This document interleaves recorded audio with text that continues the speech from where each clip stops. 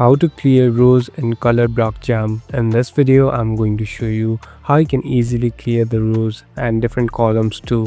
First of all, open the application. So as you can see, I'm already inside the game. Here you'll be able to see different blocks, and here on the blocks you can even see different direction they are sent into. Now in order to send it into different direction, first you must manage different blocks.